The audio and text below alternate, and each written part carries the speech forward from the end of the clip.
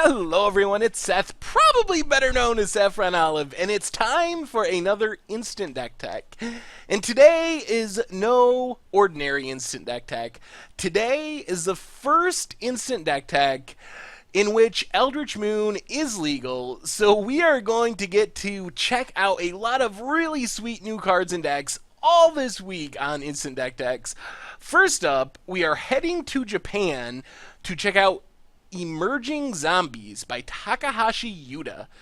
So congrats to Takahashi on his really sweet deck. A quick reminder before we break down Emerging Zombies, if you enjoy this deck and want to see it made into videos, take a minute, click the like button, the subscribe button, leave a comment, anything you can do to support your deck, because whichever deck is most popular gets a shot at being made into videos next week. So let's talk Emerging Zombies. So this is Zombies with a twist. First off, we have a brand new card right off the bat. My spoiler card, actually, Crypt Breaker. So this is not only a really powerful zombie for a low mana cost that draws cards, but most importantly, it's a discard outlet. So one of the problems with zombies before is they just didn't have great ways to stock their graveyard. They were relying on Jace Vryn's Prodigy, which is a great card, but it's not a zombie, and it's not really enough. Well, now, with Crypt Breaker in the format, the deck has 8 cards that can start discarding cards on turn 2 or turn 3. So you get the 4 Crypt Breakers, the 4 Jace Vryn's Prodigies to start stocking up the graveyard with cards like Prized Amalgam and Haunted Dead. And these cards are actually really important for 2 reasons in the deck. As far as the typical zombie plan, Prized Amalgam is just free value. When we get a zombie back from our graveyard, we get back all the prized amalgams in our graveyard for free. Sure, they're only 3/3s, but still, free 3/3s when we're doing something our deck already wants to be doing, like getting back a Haunted Dead, for example, is really great value. Haunted Dead might seem like a weird one. It's a little expensive on its front side, so when you're casting it for 4 mana and getting a 2/2 along with a 1/1 flyer, it's not great, but when you're getting it from your graveyard, it's actually a pretty good deal. Yes, you gotta discard 2 cards. That can be good or bad. If you're discarding prized amalgams or something, that's awesome, but you get it back for only 2 mana, you trigger any prized amalgams you have in your graveyard, and you still get the spirit token when it enters the battlefield. And then we kind of have the payoff cards. Relentless Dead kind of does it all. It's an on-curve 2-drop. It has menace, so it's hard to block. When it dies, we can return it to our hand for just 1 mana. Plus, it can reanimate zombies, which again triggers our prized amalgams. So it just does everything for the deck. Diregraph Colossus actively wants zombies in the graveyard because it gets huge. It gets a +1/+1 counter for each zombie when it enters the battlefield. And then, whenever we cast a zombie, we make another zombie. So it's kind of an army in a can for zombies. So I mentioned there was more to Prized Amalgam and Haunted Dead than just being zombies that you want to get in your graveyard.